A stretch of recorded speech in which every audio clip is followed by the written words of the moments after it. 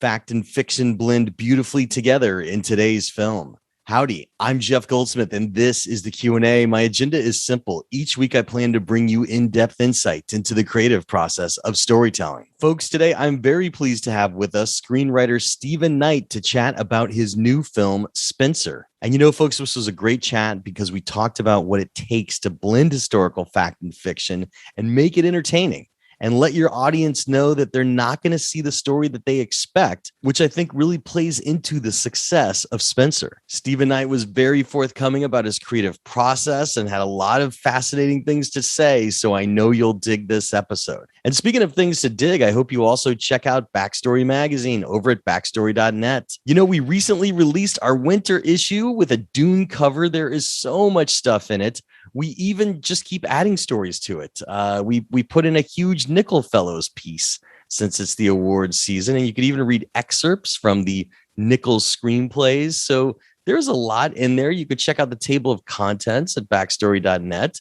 You could also check out our blog where we've been putting up some free interviews that are not in the magazine for you to read in their entirety. And we, of course, also put reviews on there periodically as well, as we'll be doing during Sundance. So there's a lot going on at backstory.net, obviously. And, you can read us on a desktop or laptop or via the Backstory app on an iPad. And if you've never read us before, I hope you check out our free issue, which you could read in its entirety. And if you like what you read, I hope you consider becoming a subscriber. And if you want to subscribe, you could use discount coupon code SAVE5. That'll save you $5 off a 1-year subscription to Backstory Magazine. Look, it would really mean a lot to me to have my podcast listeners on iTunes and Spotify and my YouTube watchers of the Backstory Magazine YouTube page, which is where we put these Zoom interviews during the pandemic, support my passion project. So thanks for considering. But now, without any further ado, let's jump right into our conversation with screenwriter Steven Knight about his latest film, Spencer. Steve, it's good to see you. How you doing? It's great to see you. I'm very well. I've interviewed you multiple times before in the past, but I think the greatest way to start for our listeners today would be really just kind of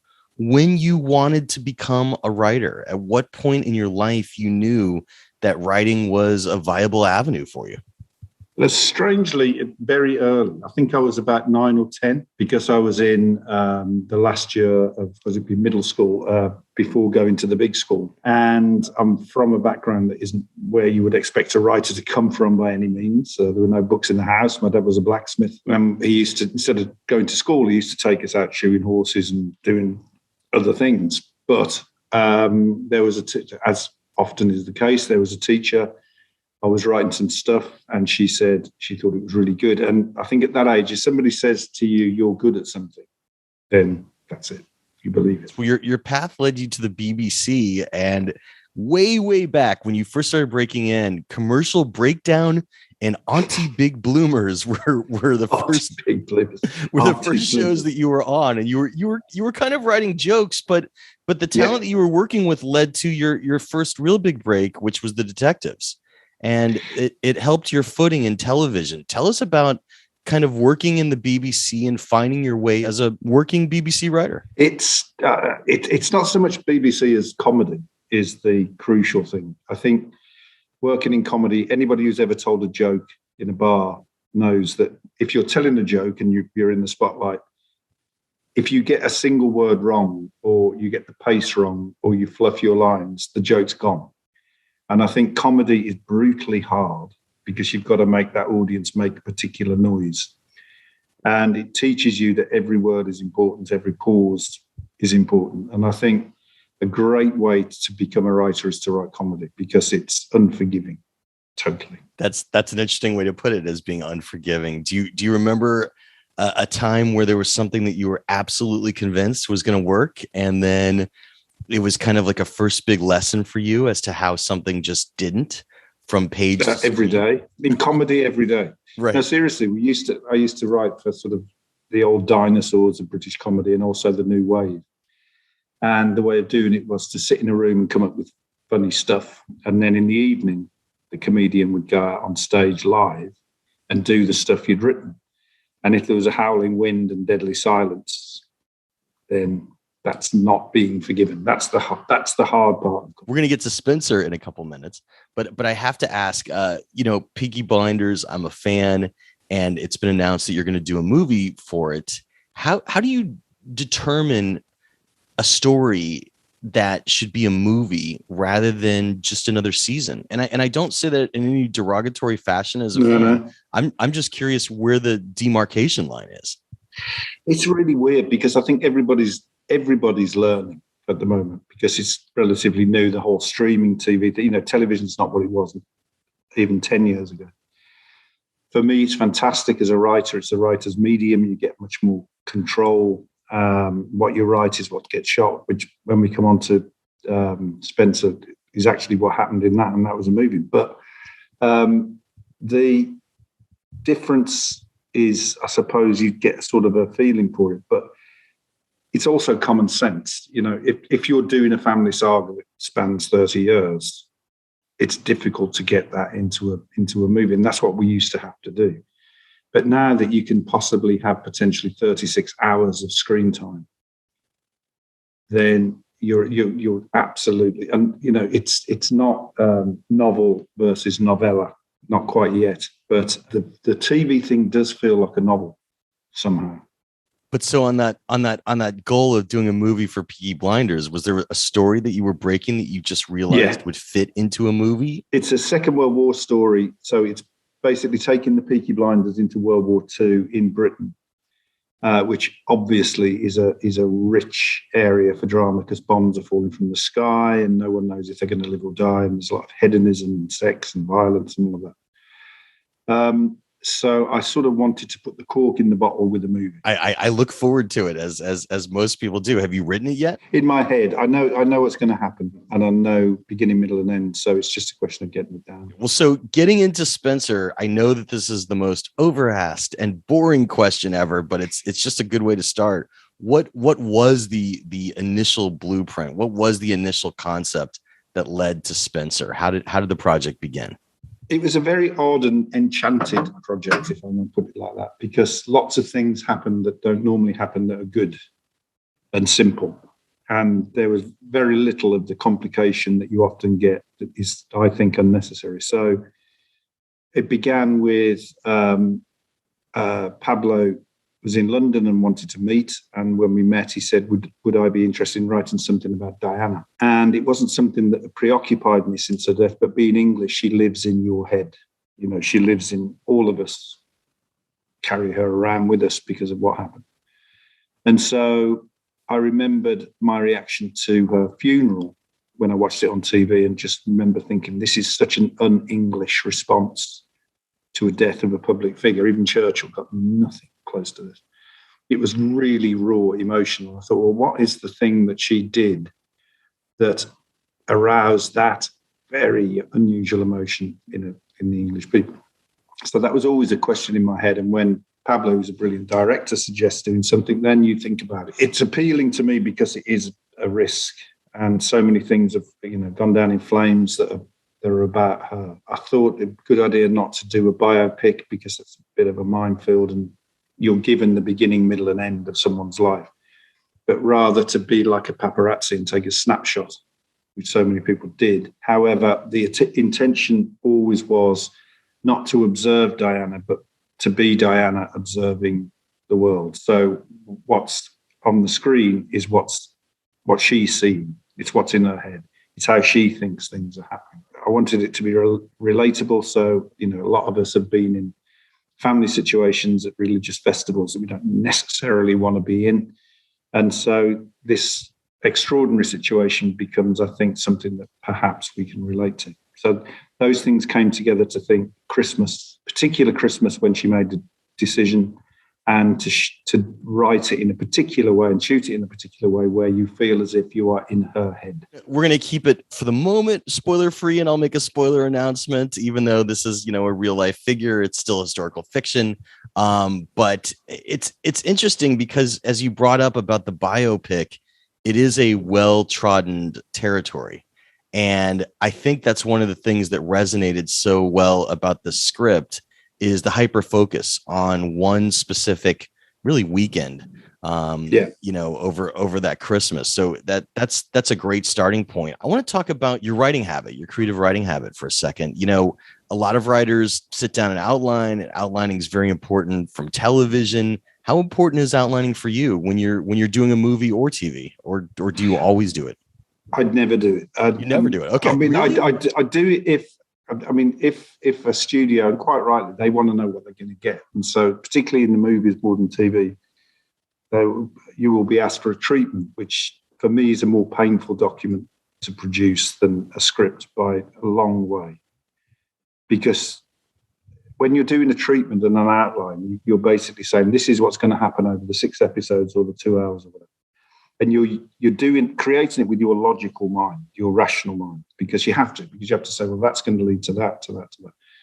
And you end up, I think, with a document that is very reasonable and very rational and takes you from that place to that place with a series of logical steps, which is the last thing you want, I think, really, because when the writing process starts, what I try to do is switch that off and try to let your fingers do it. And a bit like playing an instrument where you forget, you're not thinking each moment, I'm going to do C and I'm going to do A and if you did that, the whole thing would grind to a halt. You hand it over to your body or to some part of your mind that does it. And for me, when I'm at a keyboard, I try to completely let it go so that I genuinely don't know what's going to happen in the scene or where it's going to go.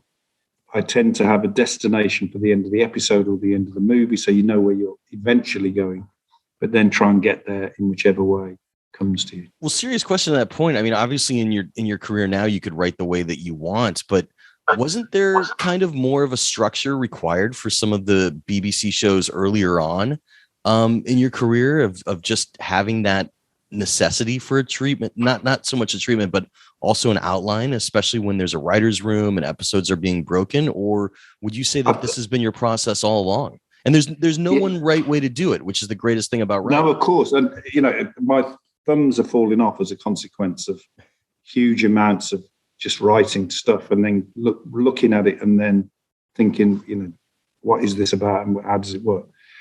BBC are a great example of people who sort of leave you alone and don't do any of that. And they've, even at the beginning, you're not really asked to do an outline.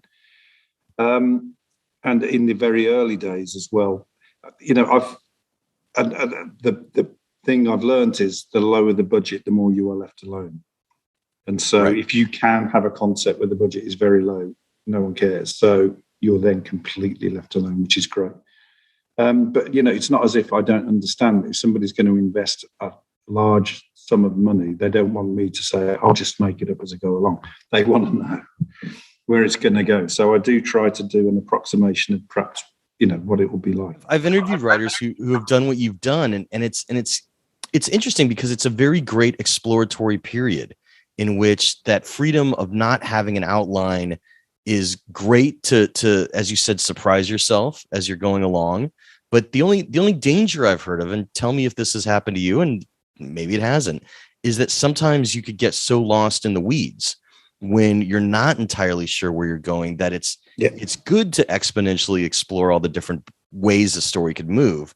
But at the same time, it makes that process a little longer for breaking the story because you're not sure where you're going. So how long is your usual process of just getting into a script without a treatment? Spencer was an exception because what was made was pretty much a first draft, which is unusual. There was very little external influence. So Pablo and I would talk about stuff, but getting into the weeds is exactly what happens with this process. Absolutely. You get into a place where you can't get out. You've painted yourself into a corner, whatever. But in the end, sometimes having to find a solution to one of those situations forces you to come up with something that you probably wouldn't have come up with if you were planning the treatment. And what that means is sometimes you don't get out of it. And sometimes what you produce isn't right. And audiences can't go with it because they don't. And why would they? Because you're not following any particular logic. I just think it's worth doing it because on the occasions when this sort of dream like system of writing works, I think it works really well. When it doesn't work, it crashes and burns. But then that can happen if you're using your conscious mind. Yeah, of course. And well, so how long did it take you in your process for your first draft of Spencer? It was, I can't remember really, but I suppose it was about 5 or 6 weeks. Okay. Which is, it's one of those things. If it's working well, then it's great. It's simple and easy. But when it goes wrong, it's like driving a car in different conditions. You get stuck. Right. You get stuck in the mud or skid on the ice. Well. So tell me about your daily habit when you sit down to write. How important is a page count versus how many hours you sit down to write? I don't do page count. I get up very early so that the kids are not awake and the phone's not ringing. And there's not a lot of other stuff going on. Mm-hmm. And I find those first 4 hours are the best hours. And then after that, you can sort of review stuff. How early do you get up? I get to bed early, get up. So I can often start at 5:30. Oh, wow. Okay. Which is beautiful. That's a great time of day you're almost still asleep. And that's great because you can just go straight in.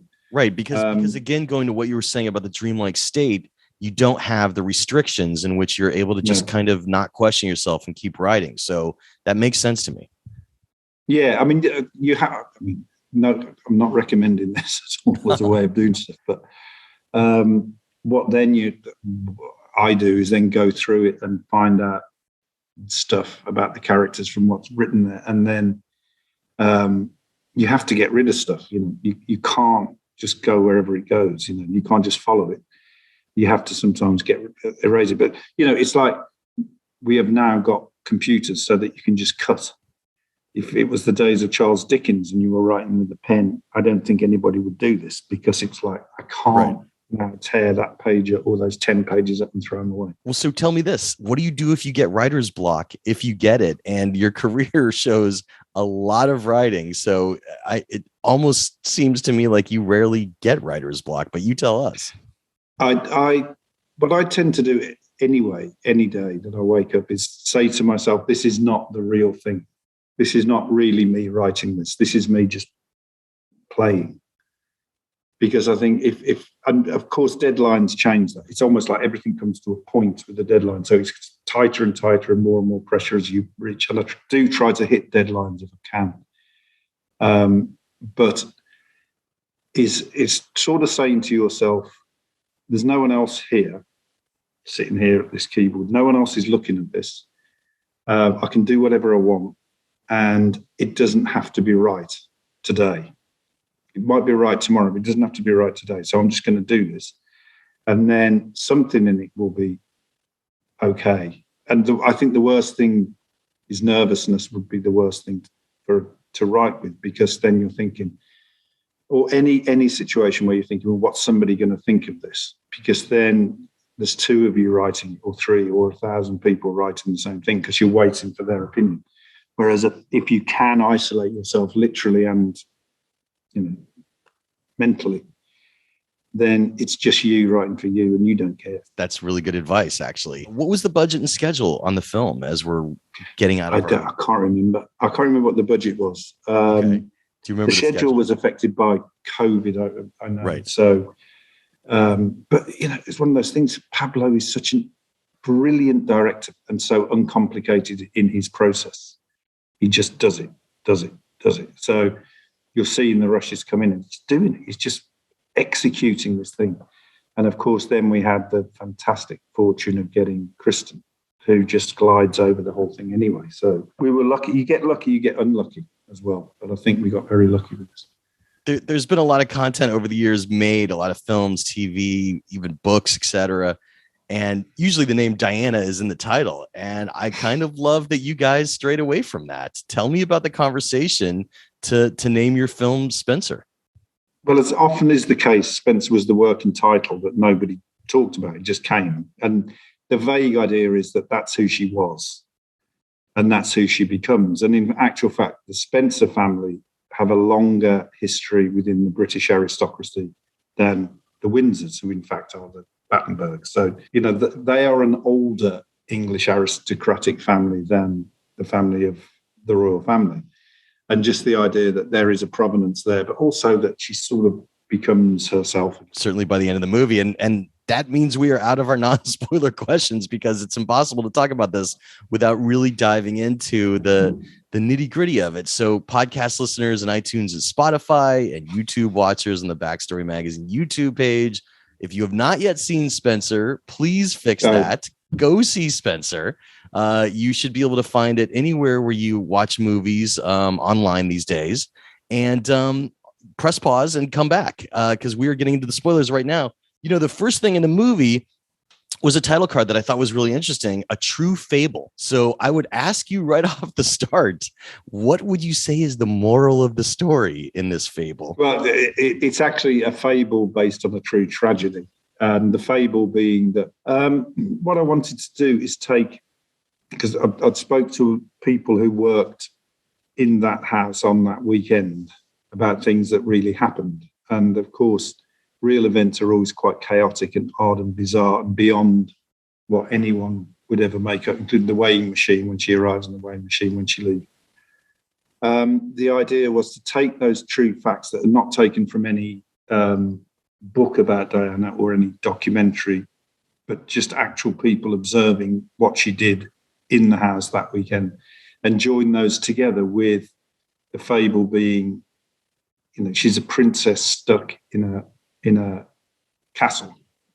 It's a fairy story, and almost all fairy stories are actually horror stories with a happy ending, and that's what this is. So weaving between the stepping stones of real events, things that one imagines could have happened or that she could have believed were happening. It makes sense. And even in the beginning of the film, you're technically having a lost princess. I mean, she's driving around, she stops in somewhere, and she has to ask where she is.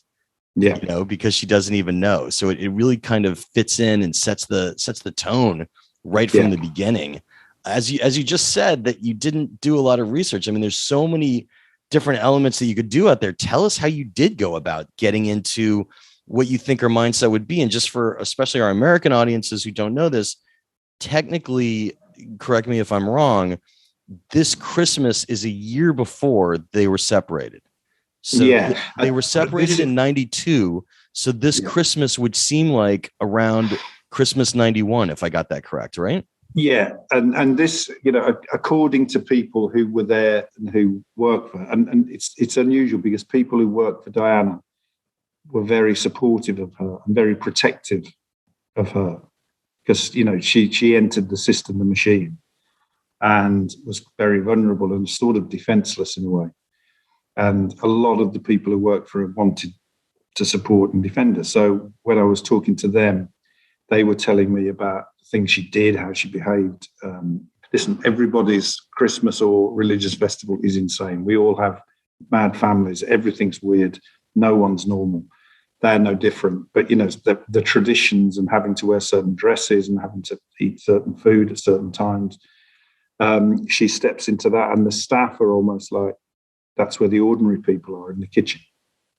And that's where she goes. So what I was trying to do is, you know, a lot of drama is an ordinary situation, but an extraordinary character, a hero, comes in and that's the drama. But this, I think, is a very odd and extraordinary situation, and this ordinary person wanders into it. And that's where the drama comes from, because she's responding to the oddness around her and is becoming herself increasingly odd as a consequence.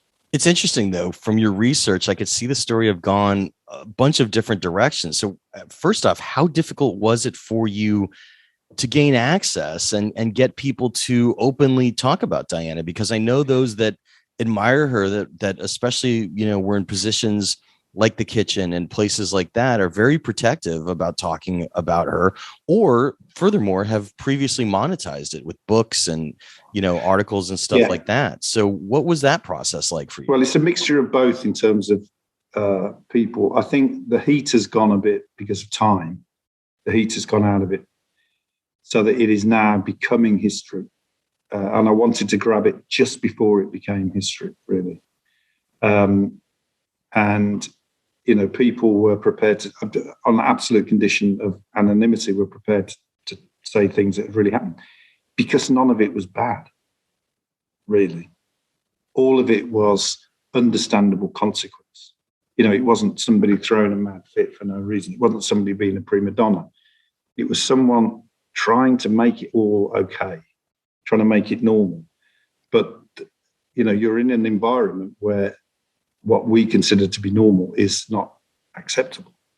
Right. And it's so strange, and that's what's beautiful about writing it, because you've got that to contend with. Well, so going through that research and those conversations, at what point was it clear to you that it should be set that weekend? Because I could see you probably heard a bunch of different stories, and I'm guessing you didn't say, just tell me about, Christmas 91. But that came quite early. I mean, the idea of Christmas I liked, because I quite like the idea of Christmas Eve, Christmas Day, Boxing Day as Act 1, Act 2, Act 3.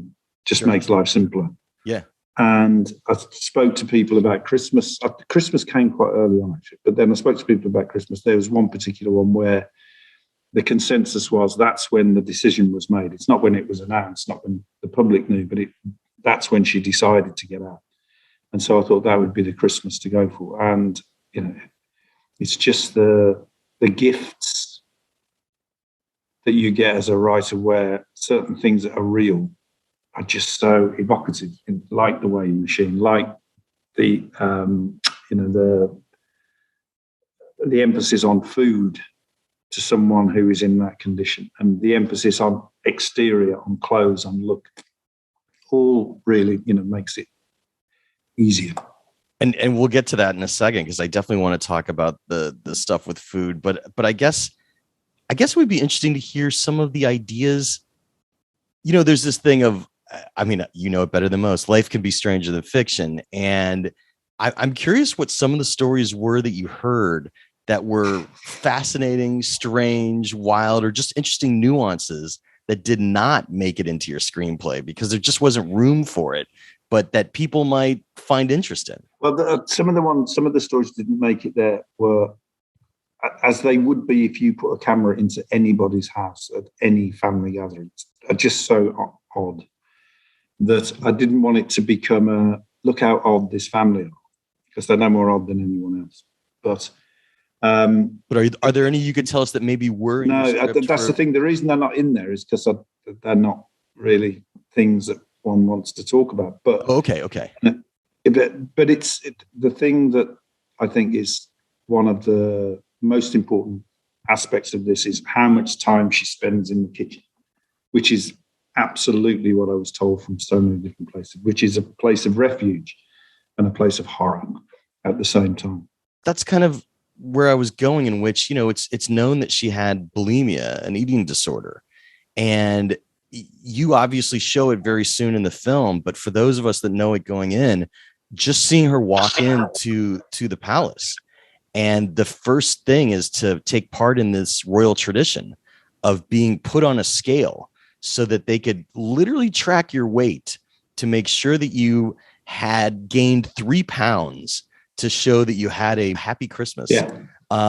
Is really just a great way to start dramatically, and to see her coyingly kind of fight it, but not fight it too much, and to see it as a point of rebellion by the end of the movie. Yeah. So tell me about the light that went off for you when you first heard that piece of data, because I'd never heard of that. I couldn't believe it. I couldn't believe it. And it's a tradition that started in, I think, 1840 or something, by Queen Victoria's husband. And it was meant to be a bit of fun, and I make that point in the script that everybody's saying, look, it's just a bit of fun. And it isn't, for her. And it's the first time that you get a modern sensibility coming crashing head on into a mid-19th century bit of fun, which it isn't. And and the fact that it's true it's true. So I just had to use it. It's around this time, shortly after, when she's talking to her kids about Christmas, that we see the kind of morose side, and it's of course dramatized because this isn't. These aren't quotes that or not many of them are exact quotes, right? Because unless it's becoming, out of a recording or something like that, it would be. But there's just this great line about saying the past and the present are the same, and there is no future is quite the thing for a mom to say to her kids. But it works, like, not in a way that, that they're getting freaked out, but they know that something is going on. And I really latched on to that line because it is her entire mindset for the rest of the movie. So it is quite an important line to happen that early. Tell me about the construction of and the placement of that line. I wanted the idea that she's sort of educating. So past, present, and future tense sounds like school, and I'm going to educate you. I'm going to teach you something here. And the idea that this family and these traditions are 1,000 years old, and that change isn't bad, change doesn't happen.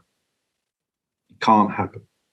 And so, often progression, things like that are considered to be a good thing. But in an environment like this, everything has to be the same. And in order to justify the fact that it's the same, it has to be exactly the same. Do you see what I mean? That if there was a tiny deviation, it would make the rivets loose. It would all start to rattle a bit. It's got to be tight. It's got to be exactly the same. And so there can be no difference in the future. So there can be no future. So it's just basically the same day. It's the same Christmas every year. Right. And it's the same Boxing Day every year. And it has to be. And it's the only way to dehumanize the participants, which is what's necessary. Otherwise, it will all fall apart. Well, and that's explained later in the conversation, with Charles, as, they see us as these separate people, when they're in the billiard room. But, point of view is important. And another thing that I think people really resonated with about this film is, she's in 95% of it. I mean, there's a couple scenes where other characters are talking about her, but it's very rare. And that's a big task for an actor. And of course, Kristen rose to the occasion gloriously, but Absolutely. it's also tough for a writer sometimes because, you're not getting that outside perspective, but that could also be a blessing because you really are immersing into someone's mind. What was the challenge for you on doing a POV where the character is literally in every scene and sometimes inside her own mind within the scene? I find it much easier. I find it happens anyway when I'm writing something that the central character becomes the vehicle for me. That's me in the scene is the set. So therefore I'm always inside. So whether it's Tommy Shelby or Locke or whoever, being in one character and seeing everything from the point of view of that character for me is the natural way of doing it. And it's more complicated for me if I'm going to different points of view, because really what I'm trying to do is make the central character the person telling the story. I think you captured it great. And obviously Locke is a perfect example for that. Podcast listeners, if there's anyone out there who has not seen Locke, please go see Locke. Quite the immersive film there. I remember my first time watching Spencer. I've seen it twice, and it's going along and it's got all the style that I would expect from Pablo. It's going well. And then there's that moment where, she's presented with the pearls to wear. And it's then revealed that Charles gave the same necklace to his mistress. And it makes her wearing the necklace daunting. And then she goes to the dinner, and the dinner's kind of stuffy. But suddenly, within the middle of the dinner, she is ripping at the necklace. The pearls are falling into the soup. She's eating a big spoonful of soup with a pearl right in the center, and then rushing into the bathroom, to vomit due to her bulimia. And it was at that point I said, wait a minute. I just saw a dream sequence at a royal Christmas dinner in which she's getting completely into her head.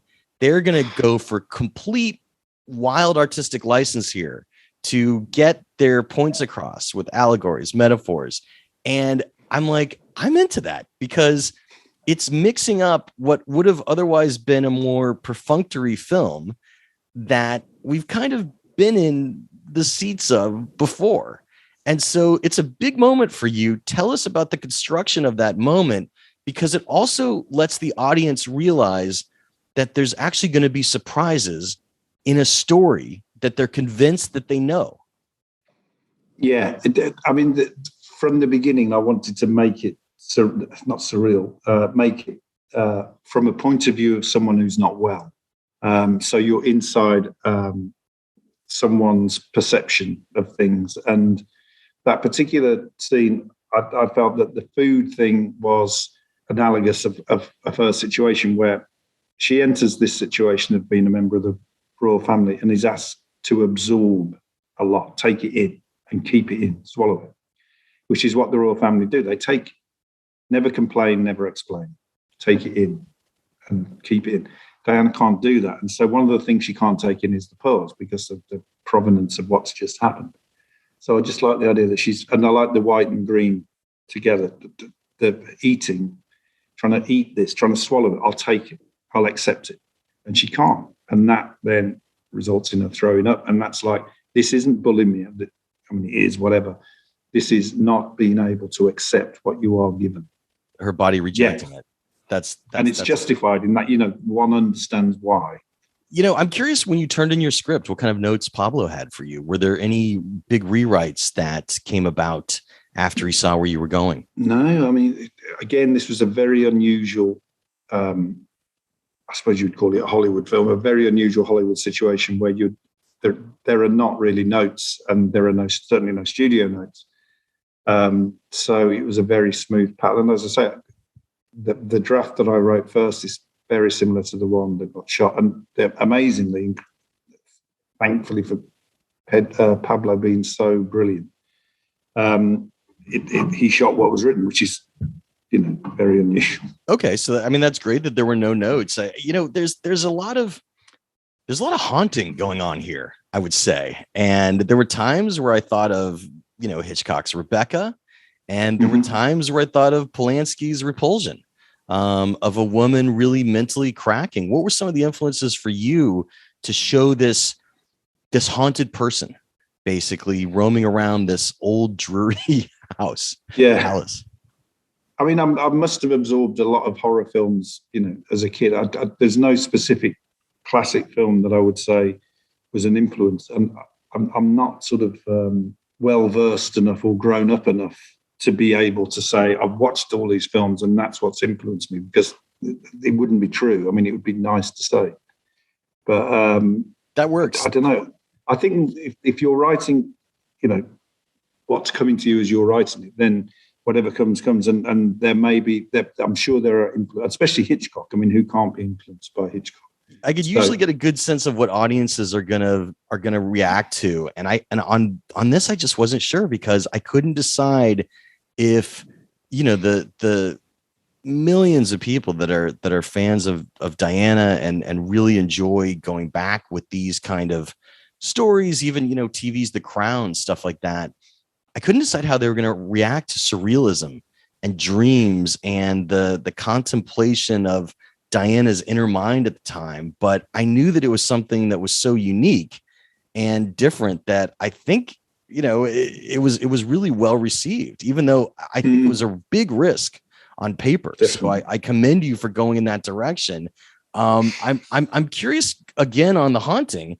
You have this great, kind of symmetry of a book about the life of Anne Boleyn being left out.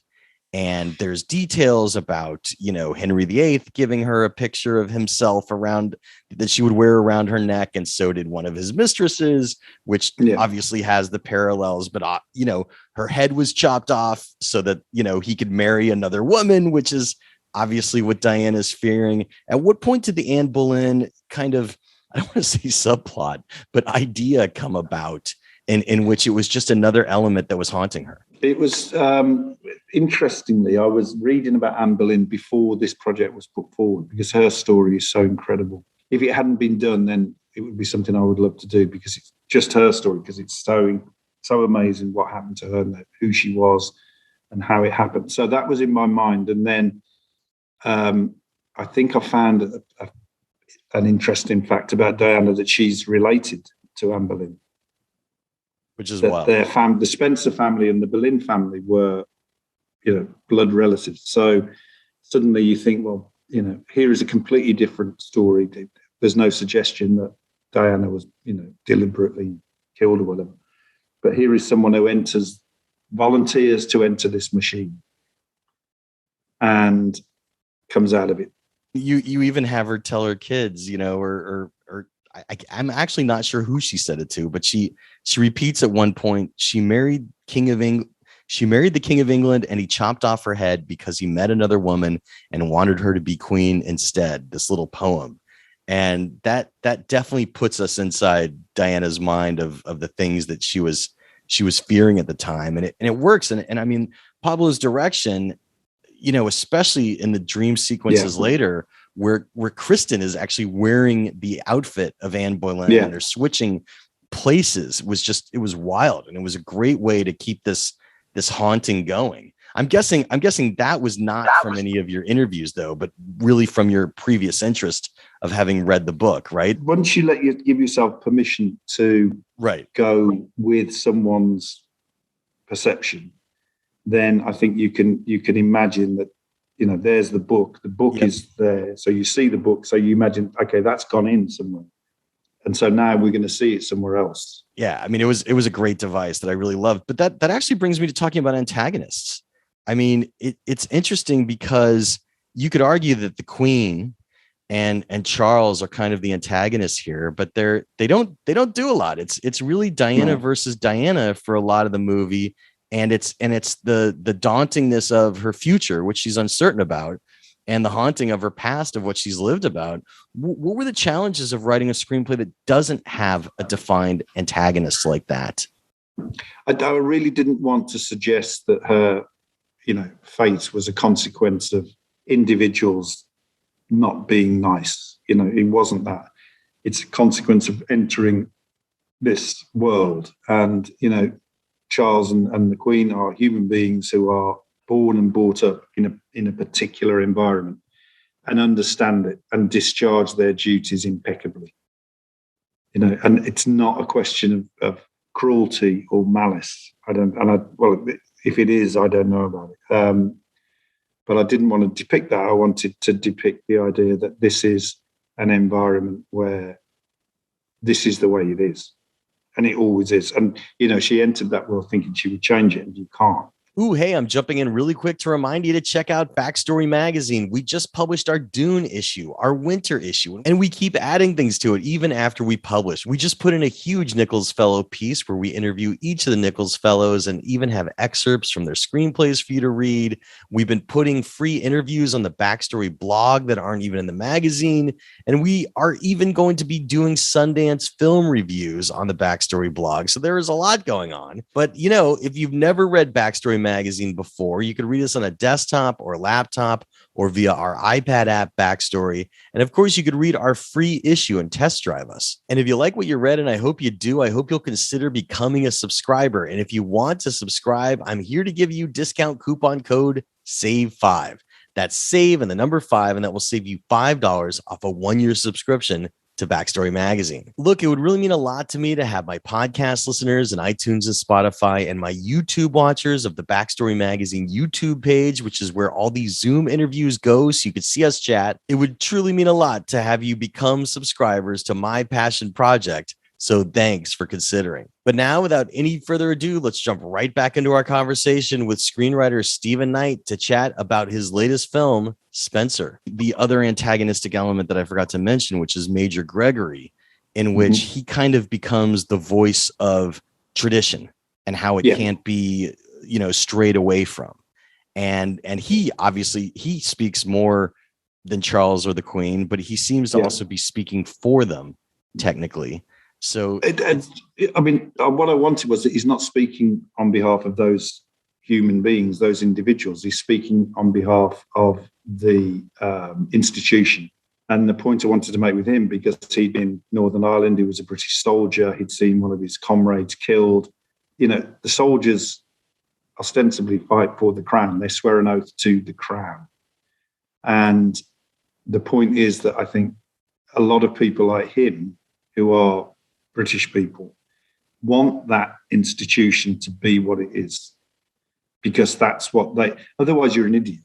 Like if you're a soldier and you've been out and you've risked your life and you've lost a limb or whatever, and actually they're just these dopey people, you're an idiot. Why did you do that? You're not really pledging allegiance to that individual. You're pledging allegiance to this institution that's been around for 1,000 years. So someone like him represents the force that says, you've got to keep this. This is not a question of being free and having fun. This institution actually is deadly as well. And I think that was a really interesting place to go. And it was good to kind of see them spar at a few points. And I'll get back to something about that in a second. The thing that I looked up, I think immediately after I saw the movie, was about her childhood home.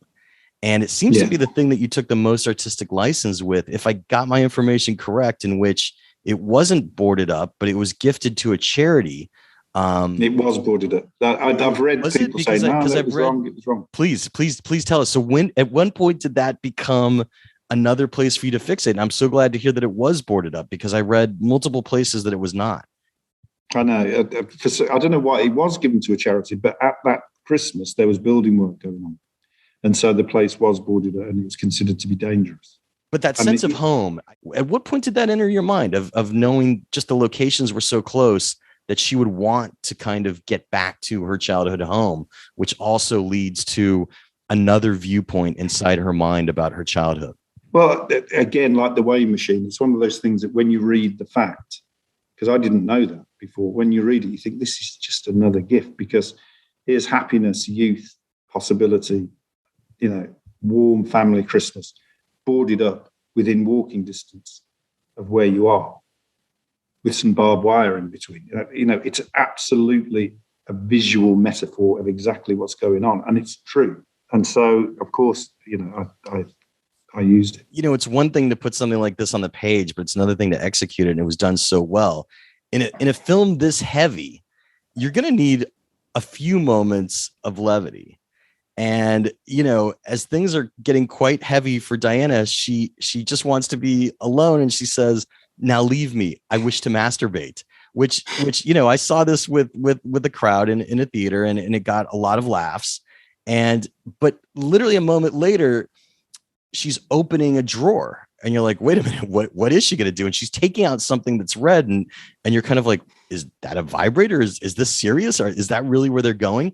But then you surprise us again, because it's really the handle of the wire cutters that she's going to use to cut the barbed wire to get over to her house. And so that's another joke in itself, because the audience is like, oh, okay, that's what they're doing. And then she starts cutting herself, which is also something that we know about the state that she was in. And there was a lot going on in that scene. If anybody less qualified than Pablo or Kristen were involved, it absolutely would not have worked. It's the way that you compared it to jokes earlier, in which, that you need the perfect timing. Absolutely. It was there. The timing has to be perfect. What do you remember about the construction of that moment? Because it was just a really humorous and then immediately dark moment paired together. I think humor is essential in something like this, so that it's not as if you're holding something up to an audience and saying, look how dark this is. You're saying this is people as well, and it's all right. I never actually considered when she opened the drawer that she might be reaching, but maybe that's my innocent mind. But the way it's shot, the way it's paced, the way it is performed is just astonishing. There's also a few moments from your script with dialogue that, again, in lesser hands, I could see it being too on the nose, which would be the conversation about currency and the pheasants not having any control over their lives, and they're eventually hunted. And, those were great pieces of dialogue, and they were so compact and so short, and it helps point the audience in the direction that you want them to go in. So you could argue that, yes, the Queen's never going to be talking about currency and the fact that women in this don't family, believe it. Don't believe she doesn't talk about her. Well, sorry. But well, tell us about that, because it was a perfect way to get her to say those words, because she's on the 10-pound note, And she's talking about that's the most important portrait you'll ever take right after they take photos. So, I mean, again, you just triumph with the sparsest amount of dialogue having greater import without having to do a big monologue or a big argument or anything else. So I commend you on that. And to talk about that scene and the pheasant dialogue. The pheasant one is different, but the queen one is, as I understand it, an actual thing. Not that weekend, but on a different occasion. That was a comment that you really made. Yes. That's great. That's great. Well, I mean, and it works perfectly there. Tell us about the pheasant dialogue, because that was quite allegorical as well. I'd just been, I think at the time of, there's a lot of, I've got a place here, which I am now. There's a lot of pheasants on the land, and they make a lot of noise. They're very colourful and very beautiful. And they obviously don't belong in the fauna of the UK. They're obviously from somewhere else.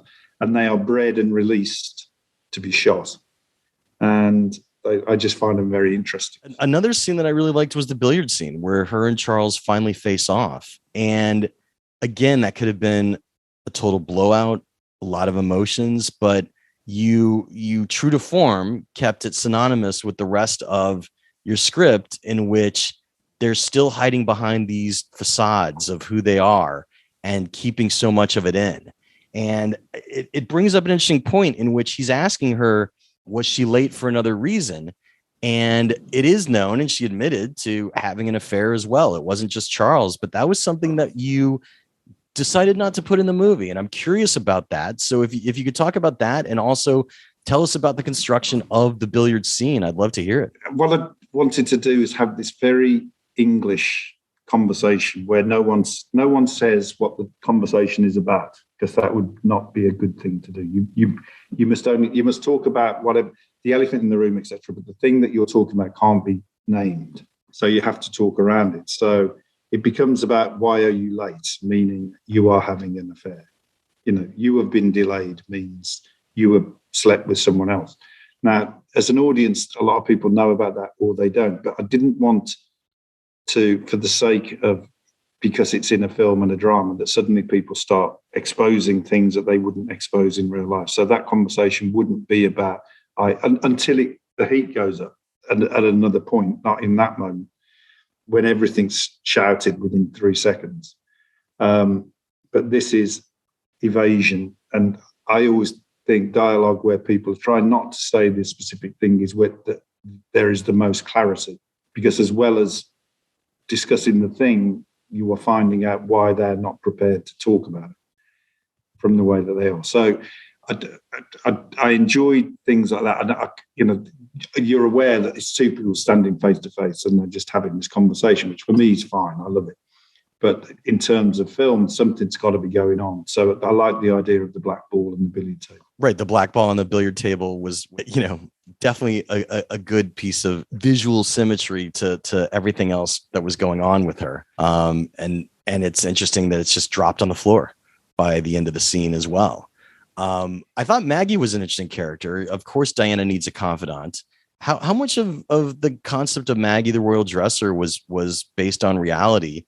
And it's an amalgam of two people. Okay. And with some poetic license thrown in. But I thought her performance was just amazing. It was. I mean, and it's also interesting, the confessional scene where she says that she truly loves her. And there's a lot of ways to take that. And that was an interesting scene at the beach when they're together, with the tide out and they're able to run around. Tell us about the importance of that discussion. I just wanted to express the fact that a lot of people, for whatever reason, actually loved Diana. They did. I live in a place in London at the end of the street. There's a cafe called Diana, and it's full of photographs of Diana. And loads of people go there and they sit there, usually on their own, and drink tea.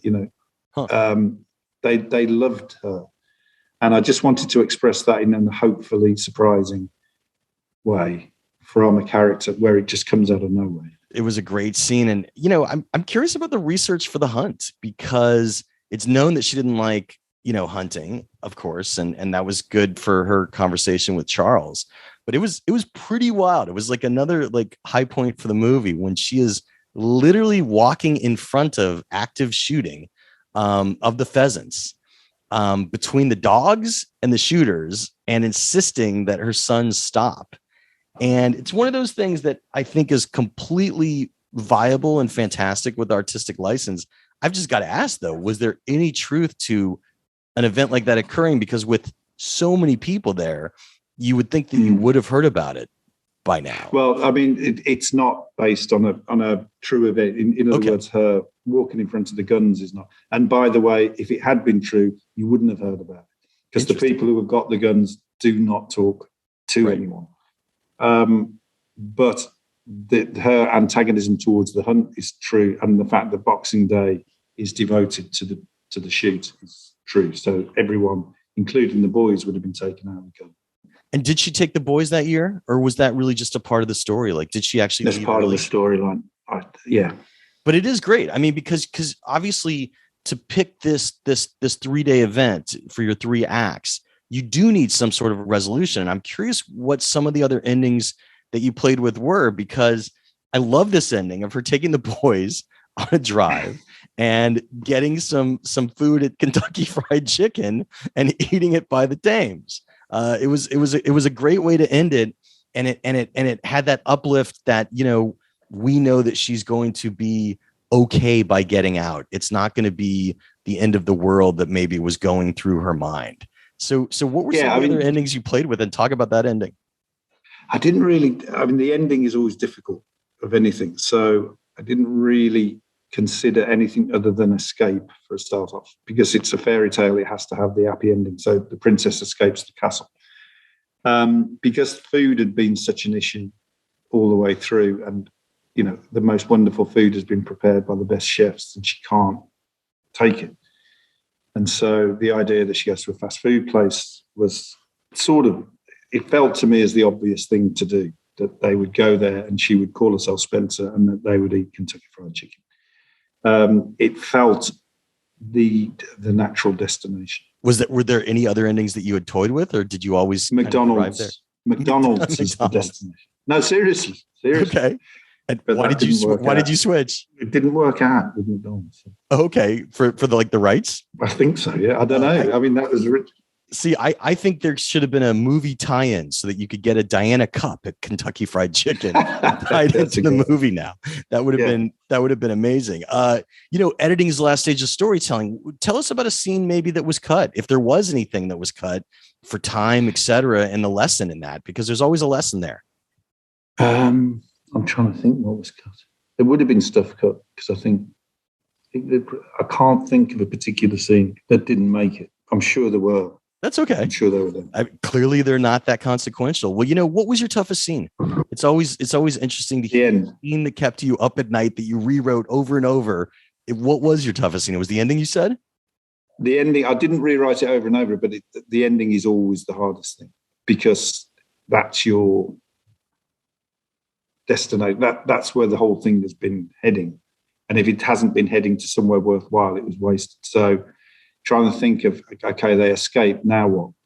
You know, do you see the car disappearing? It's not enough. So just deciding on that is always, I think the end is always the most difficult. Was that the song you picked? Did you write that song in the screenplay? She loved Mike and the Mechanics, and also Cats, the musical. But that's the thing. So middle of the road, ordinary, one of us, you know, not out there, not classical. If you picked a song from Cats the musical, what would it have been instead of Mike? I don't really know the music. I did go through a list of them, because at one point she was going to hum a Cats song defiantly. I can't remember why, but I can't remember. All right. Well, you know, every movie has a lesson. What would you say was your biggest lesson from this one, looking back with a little space now? What was something either that changed about your creative habits, or just something that you're going to bring forward to your next project that was a part of this for you as a writer? I suppose the overview is, I didn't really think about it at the time of what a risk it was. Basically, we were setting ourselves up to be shot down with a Diana film. But I didn't think about it at the time. But maybe the lesson is it's okay to do that. Really, you talked about being in the dream state when writing, letting go. And you're right, this was a risk that could have completely fallen on its face, but because it's so different and it's such a unique take that still gives us insight into what her mindset might have been, it works perfectly as historical fiction once people realize it's trying specifically to be historical fiction, which I think is really the soup and pearls scene. Because at that moment, it gives the audience, I want to say, an excuse to sit back and say, okay, this is okay. They're going to take us in a different direction. They're not trying to just do a pomp and circumstance story, which was, I think, a relief for most viewers, and allowed us to go in this really unique direction where we weren't sure where it was going. So that's interesting that you say an overview was a lesson that you learned when I think it's the success of Spencer that there was very little questioning of what you wanted to do once you set on your path. Well, I think writing is like many things, you don't have 30 years experience, you have 1 year's experience 30 times. So who knows, the next one may be a risk, and it may be a foolish risk. Well, that's my final question. What's next? Doing a lot of stuff. I've just adapted Great Expectations for TV. Oh, wow. And I've got the Peaky Blinders series is coming out in a couple of weeks. And I've done a thing about the SAS, a special forces unit that formed in 1941 and during the Second World War. Lots of stuff going on. Great. Well, look, you've been very generous with your time. I really enjoyed the risks that you took on the page and that Pablo and Kristen took on the screen for Spencer. So, Steve, thanks so much for chatting today. Thank you. Good questions. Thank you. And that's how the Q&A went down. Special thanks again to screenwriter Stephen Knight for being so generous with his time and coming down to chat about his latest film, Spencer. And you could even read an interview with Stephen that we did in issue 45, which is our latest issue of Backstory Magazine, which you could check out over at backstory.net. You could read us on an iPad through the Backstory app or just on a regular old desktop or laptop. And, if you've never read us before, I hope you check out our free issue, which you could read in its entirety. And if you like what you see, I hope you become a subscriber. And if you want to subscribe, I hope you'll use discount coupon code SAVE5. That's SAVE and the number 5, and that will save you $5 off a 1-year subscription to Backstory Magazine. Look, it would really mean a lot to me to have my podcast listeners and iTunes and Spotify and my YouTube watchers of the Backstory Magazine YouTube page, which is where we send these Zoom videos off to, support my passion project. So thanks for considering. The Q&A with Jeff Goldsmith podcast is a copyright of Unlikely Films Incorporated in 2022. All rights reserved. Folks, if you ever want to get in touch with me, you could always find me on social media as Yo Goldsmith on Twitter or Backstory_mag on Twitter. I use those same handles for Instagram, Yo Goldsmith or Backstory_mag. I also have a Facebook fan page I sometimes check. And if you ever want to drop me an email, you could write to backstoryletters@gmail.com. And I'll get back to you as soon as I can. That email box gets a little full sometimes, but I love hearing from everybody. So feel free to get in touch. I'm Jeff Goldsmith, the publisher of Backstory Magazine and the host of the Q&A. Thanking you for tuning in and telling you to stay out of trouble. Till next week.